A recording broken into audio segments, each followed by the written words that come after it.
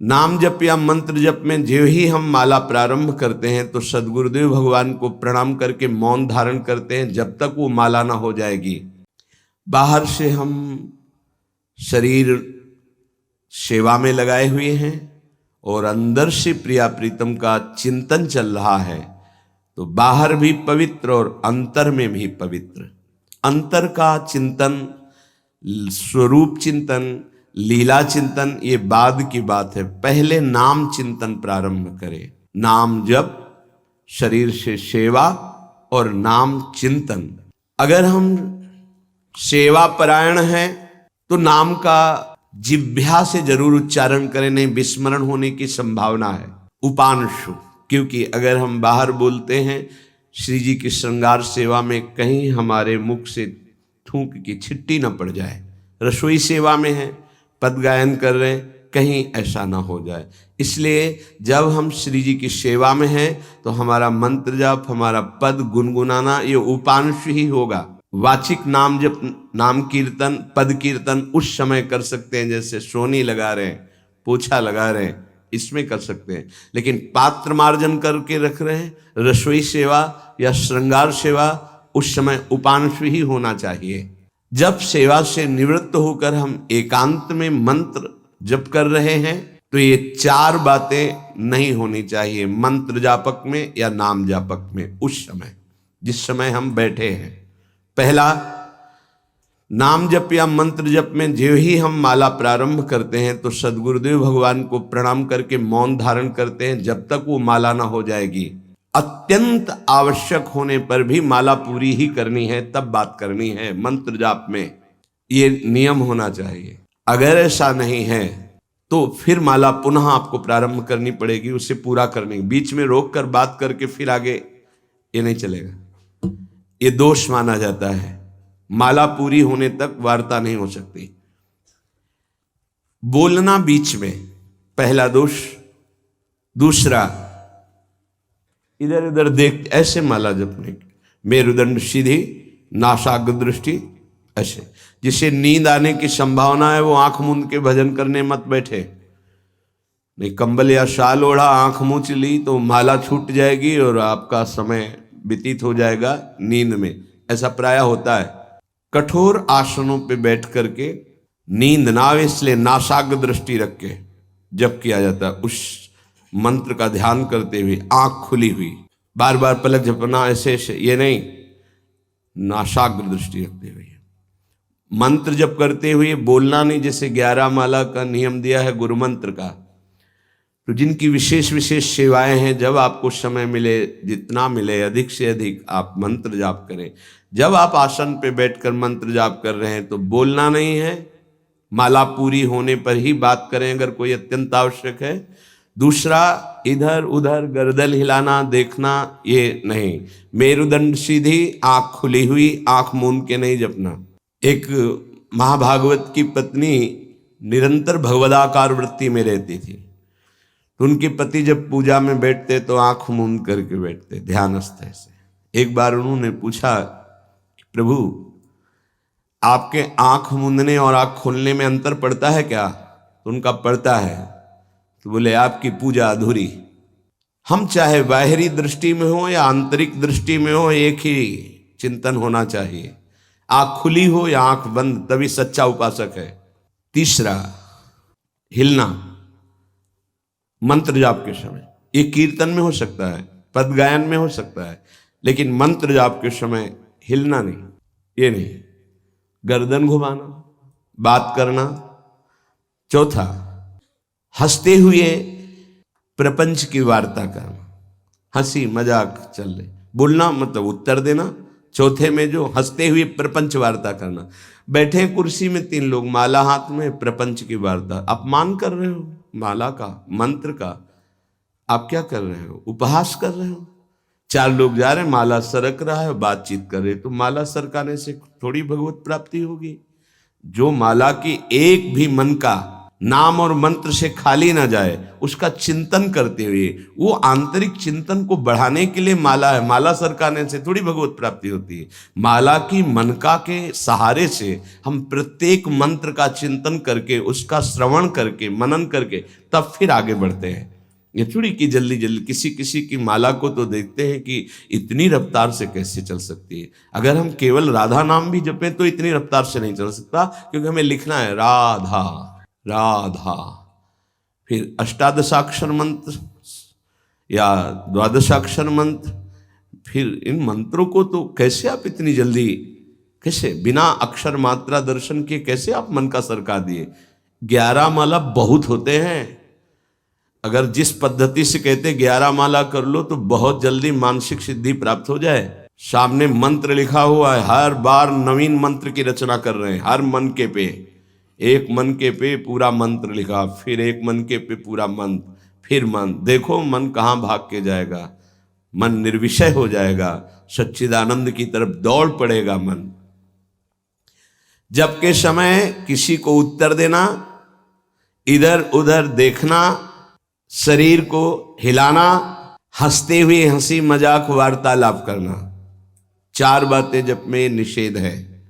जब काले न भासेत नान्यानि प्रेक्षेत बुधा, न कंपेत शिरोग्रीवाम दंता नैव प्रकाशयेत। 4 बातें।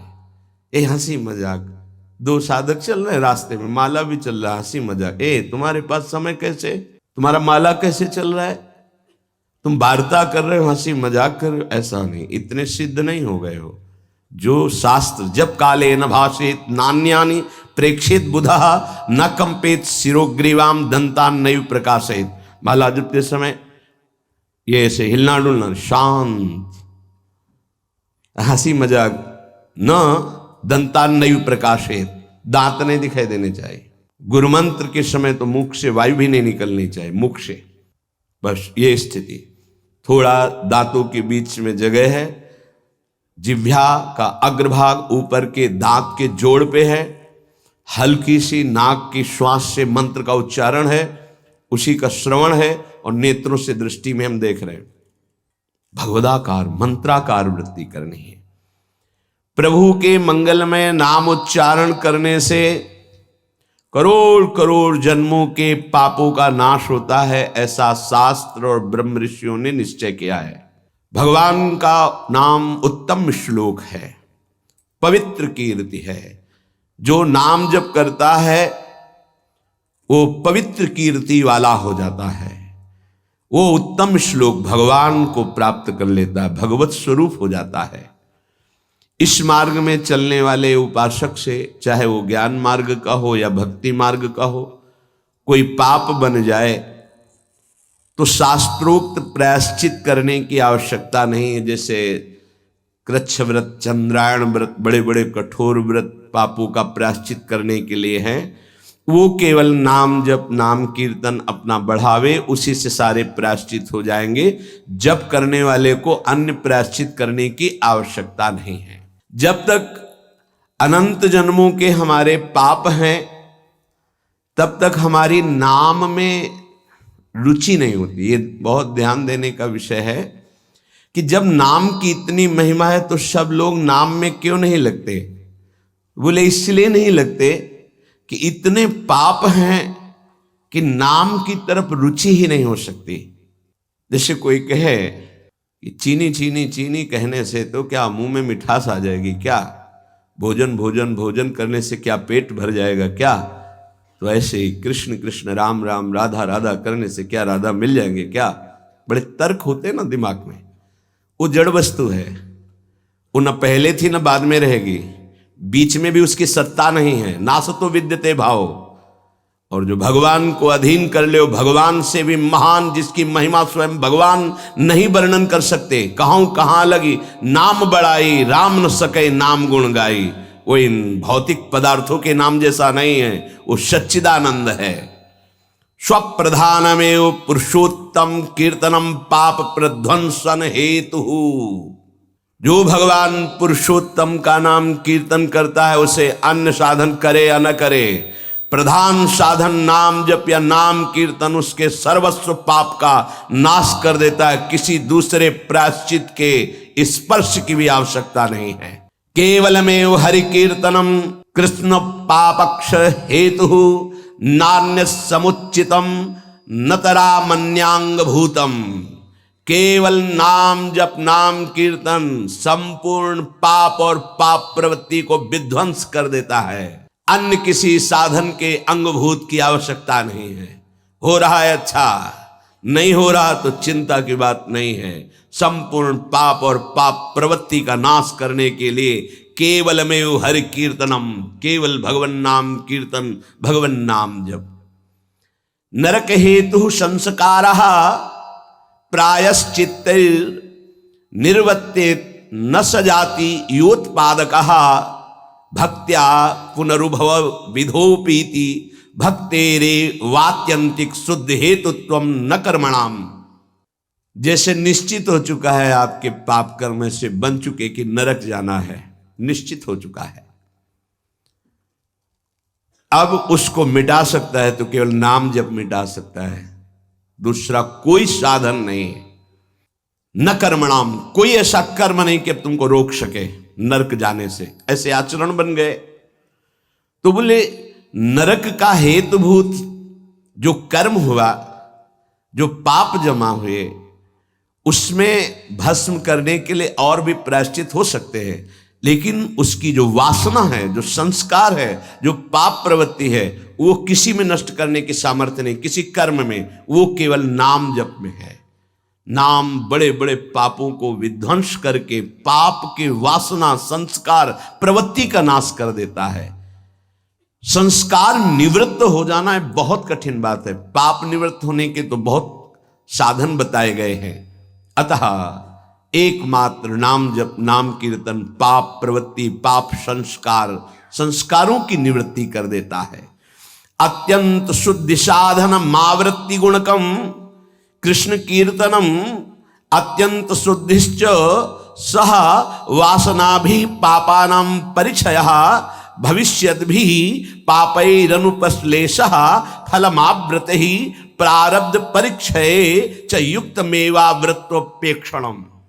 यदि बार बार नाम की आवृत्ति की जाए, राधा राधा राधा राधा, बार बार श्री कृष्ण कीर्तन किया जाए, नाम जप किया जाए, तो किसी अन्य साधना से जो शुद्धि नहीं होती वो बहुत जल्दी ये नाम जप से नाम कीर्तन से होती है।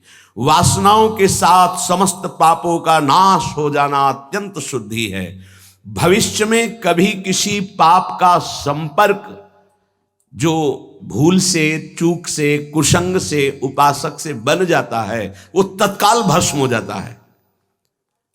तत्काल इतनी भीषण जलन प्रायश्चित पैदा होती है कि उसके लिए नहीं कि अभी का पाप शाम तक भी टिक पाएगा, नहीं, तत्काल प्रायश्चित होता है। नाम जप से तत्काल ग्लानि, इतनी जलन क्यों, भस्म हो जाता है।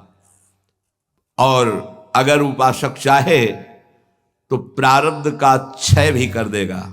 प्रारब्ध अर्थात जो शरीर भोग निश्चित हो चुका है। ऐसा न समझे कि नाम जापक भजन करने वाला प्रारब्ध क्षय नहीं कर सकता। हर रोग को नष्ट करने की सामर्थ्य है, पर वो अपने नाम जप की जो आवृत्ति कर रहा है, अव्यावृत भजनात्, बार बार नाम जप कर रहा है, वो आराध्य देव के विधान को जानकर सुखी होने वाला उपासक हो जाता है। पाप क्षय हुआ, पाप की प्रवृत्ति का नाश हुआ, आगे भूल चूक से पाप हो जाए उसका भस्म करने की सामर्थ्य उसमें। प्रारब्ध को क्षय करने की सामर्थ्य होते हुए भी भक्त अपने प्रारब्ध को क्यों भोगता है? क्योंकि वो उस भजन से अपने आराध्य देव को प्रसन्न देख करके, मन जहां है सावई मना कृष्ण पदारविंदेव, अब उसे प्रारब्ध कोई दुखद नहीं लगता, अपने स्वामी का मंगल विधान लगता है, वो उसे सहज में भोग लेता है। यदि चाहे तो उसे तत्काल भस्म कर दे प्रारब्ध को। आगे इसका वर्णन करते हैं। अप्रारब्ध प्राचीन पापक्षये सकृत कीर्तनमेव साधनमिति निरपवादम अन्नवचनानि संत्य अनंतानि। प्रारब्ध से भिन्न पापों का क्षय समझना, अप्रारब्ध प्राचीन पापक्षय, बिना प्रयास के नाम जप से वो क्षय हो जाते हैं। प्रारब्ध के लिए संकल्प करना पड़ता है और भक्त संकल्प रहित होता है, इसलिए प्रारब्ध को भोगता है।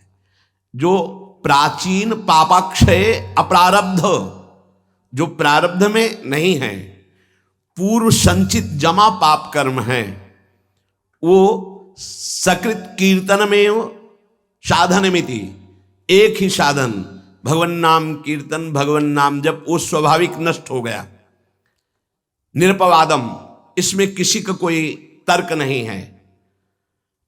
पर प्रारब्ध को क्षय करने के लिए संकल्प करना होता है। ये मेरा रोग नष्ट हो जाए, ये कभी भक्त नहीं कर सकता। इसीलिए बड़े बड़े संतों को कष्ट में देखा गया, शारीरिक। अप्रारब्ध स्वाभाविक क्षय हो जाएगा, पर प्रारब्ध के लिए संकल्प करना पड़ेगा। इसलिए भक्तजन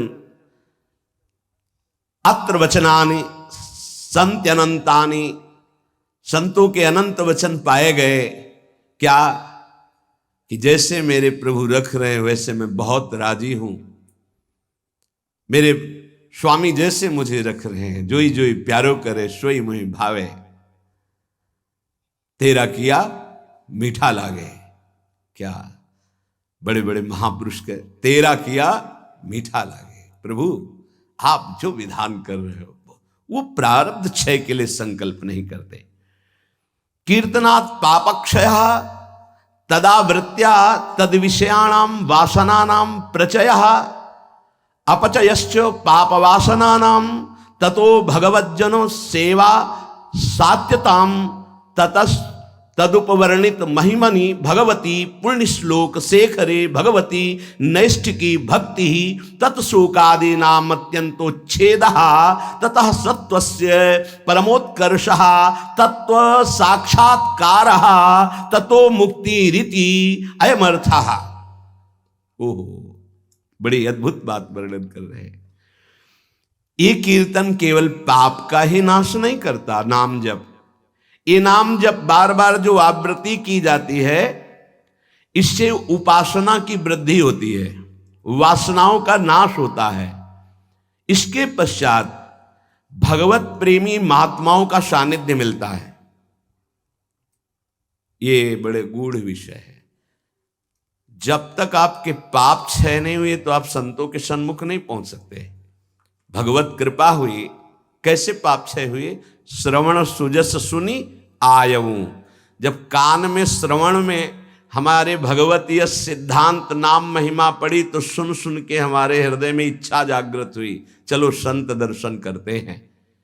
भजन का फल हुआ संत दर्शन, नाम जप का, नाम कीर्तन का फल हुआ भगवत प्रेमी महात्माओं का सानिध्य संग।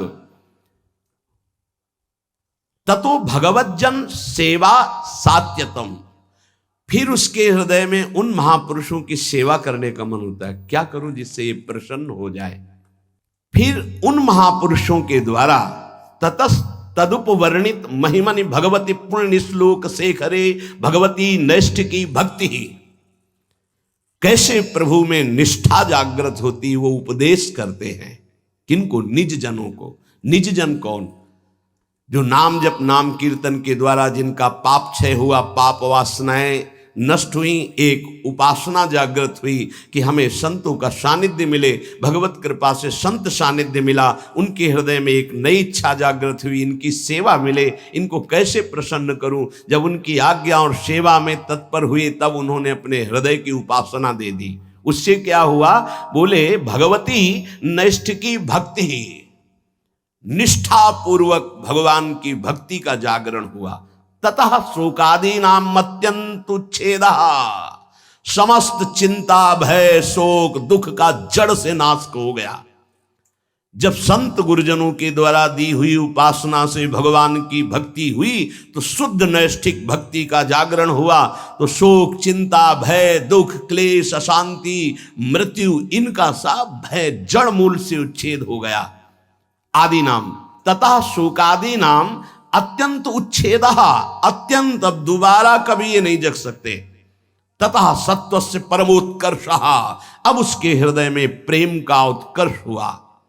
अगर वो चाहता है कि तत्व साक्षात्कार, तो परमोत्कर्ष तत्व साक्षात्कार तत्व मुक्ति, उसको तत्व बोध हो जाएगा और मोक्ष हो जाएगा। अगर वो ये नहीं चाहता है तो प्रेम प्राप्त हो जाएगा। भगवत लीला धाम में प्रवेश, दोनों तत्व बोध हो जाना या भगवत प्रेम, दोनों नाम जापक नाम कीर्तन करने वाले को प्राप्त हो जाता है। तो सर्वेशाम अपि भगवन नामम प्रत्येक मेतादृशम सामर्थ्यम न चा नरक सृष्टे लानर्थक्यम दग्धेपि कश्चितम प्राचीने पापमनि। तब तो फिर नरक तो कोई जाएगा ही नहीं, तो नरक की सृष्टि करना व्यर्थ हो जाएगा। यदि नाम जब नाम कीर्तन सब करेंगे तो सबके पाप नष्ट हो जाएंगे, सब तत्वबोध, सब भगवत प्रेम प्राप्त कर लेंगे। तो नरक सृष्टि लानर्थक्यम, बेकार की नरक की सृष्टि हुई। दग्धेपि कर्तचित प्राचीने पापमनि, क्योंकि पूर्व पापी नरक में दग्ध करते हैं, जलाते हैं, कष्ट भोगवाते हैं, और वो तो नाम जब नाम कीर्तन से नष्ट हो जाता है। तो कह रहे हैं तदुत्तर काल भावी भी रंगो भी महदवा मानिश्च नरकपातस्यापि संभवात्। बड़ा सूक्ष्म विषय वर्णन करते हैं। ना चावृत्ति गुणकमेव कीर्तनम सर्वस्यापि भविष्यतीति कश्चिदस्ति नियमः। एक तो सब नाम महिमा सुन भी नहीं पाएंगे। भारत में कितनी जनसंख्या है? 135-40 करोड़ तो है ही है। क्यों, ऐसे ही तो है 140 करोड़। क्या सब नाम महिमा सुनते हैं? क्या सब भगवान नाम कीर्तन करते हैं? नहीं। तो कह रहे हैं ये बात मत सोचो कि कोई नरक नहीं जाएगा, बहुत जाएंगे। क्योंकि नाम कीर्तन नाम जप में सब थोड़ी लगे हैं। दूसरी बात, जो नाम में लगे भी हैं वो कह रहे हैं कि संभावना है उनके नरक जाने की। कैसे? बोले यदि किसी महापुरुष का अपमान कर दिया, निंदा कर दी, वैष्णव अपराध बन गया, तो पतन होने का चांस हो जाता है। या आज्ञा शास्त्र की उल्लंघन करके कहीं ममता कर बैठे तो उसको पतन होने का चांस रहता है। बोले उदाहरण में आप बताइए कि नाम जापक कौन जो ममता करके अपनी स्थिति से भ्रष्ट हो गया? बोले अतएव भरत देवस्वापि ऋषभ देवे नानुग्रहीतस्यापि प्रतिबद्धा परोक्षानुभवत् वादांतरायै रत्यंत सूक्ष्मन भगवद उपासना त्वाच तदुत्तर काल भाविना मृगाशक्ति रूपेण कर्मणा निकृष्ट देहारंभा मृगत्वपमपि। जहां निरंतर भजन के लिए राज्य और पत्नी और पुत्र आदि का त्याग किया भगवान ऋषभ देव जी के पुत्र भरत जी, वहीं मृग की ममता में आकर के मृगाशक्ति रूपेण कर्मणा निकृष्ट देहारंभा, निकृष्ट देह मृग की प्राप्त कर लिए। अगर ममता करेंगे चूक हो जाएगी। जन्म जन्मांतर के लिए कितना जाना पड़ेगा। उनकी सावधानी ये रही कि मृग शरीर में भजन किए तो अगले बोध संपन्न जड़ भरत जी के रूप में प्रकट हुए। अगर नाम जप कर रहे हो, भजन कर रहे हो और वैष्णव निंदा कर रहे हो, संत अपमान कर रहे हो, संत द्रोह कर रहे हो, तो आपको भ्रष्ट हो जाना पड़ेगा, अपनी स्थिति से गिर जाना पड़ेगा। जय विजय योश्च वैकुंठ वासिनोरपि ब्रह्मविदो मानादधा पतनम। ब्रह्मविद महापुरुष सनक सनंदन सनातन सनत कुमार का अपराध करने के कारण वैकुंठ में विराजमान जय विजय अधापतन को प्राप्त हो गए। ब्रह्मविदवमान जनितम ही दुरितम दुरत्ययम भगवद उपासनेनापि भगवद भक्तावमान जनितम च प्रपंचितम।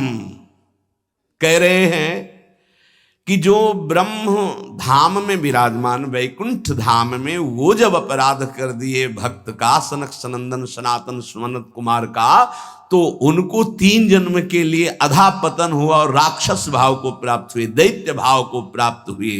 तो जो भगवद भाव मान जनितम च प्रपंचितम, जो प्रपंच दृष्टि रखकर नाम जप करते हो, भगवत भक्तों का अपमान कर देते हैं, निंदा कर देते हैं, तो महात्माओं का अपमान करने से उनकी गति बिगड़ सकती है। इसमें 3 बात बताई। पहले तो सब नाम महिमा सुनते ही नहीं है, सबके कानों में ही नहीं पहुंचती।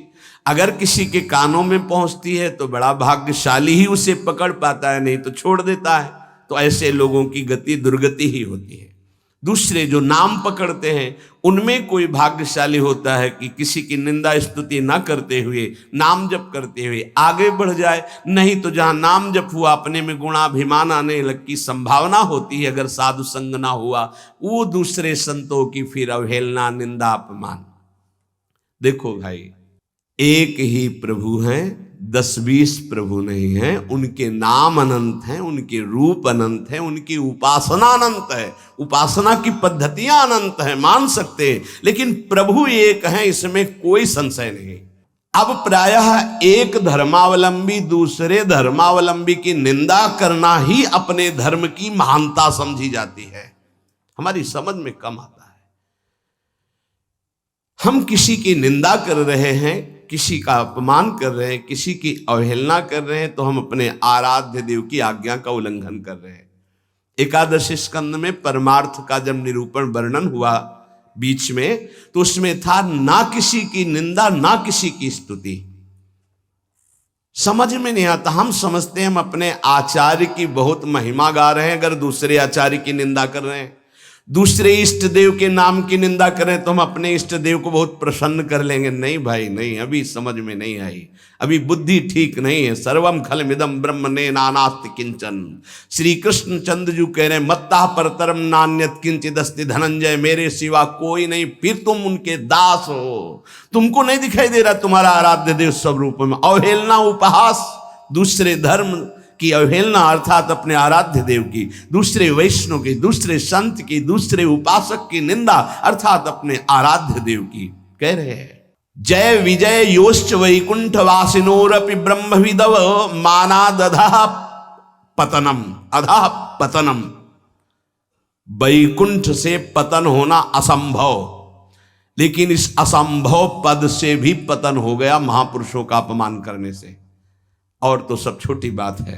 इसलिए ध्रुवदास जी ने भी सिद्धांत विचार लीला में वर्णन किया, भक्तन के अपराध सो डरपत रहो। या एक अपराध है जो बड़ी बड़ी पदवी से तुम्हें भ्रष्ट कर देगा, तुम्हारे सारे सुकृत नष्ट कर देगा। भक्तन निंदा अति बुरी भूल करे, जिनको के सुकृत बहु जन्म के छिन में डारे खोए। अगर कहीं कोई दंभ पाखंड कर रहा है, वो खुद भोगेगा, वो खुद ठग रहा है अपने आप को, खुद जल रहा है, तुम नहीं देख पा रहे। तुम अपने आराध्य देव को देखो, तुम अपनी उपासना को परिपक्व करो, तुम अपनी वासना को नष्ट करो, अपने हृदय में दंभ पाखंड मत आने दो। ये साधना है।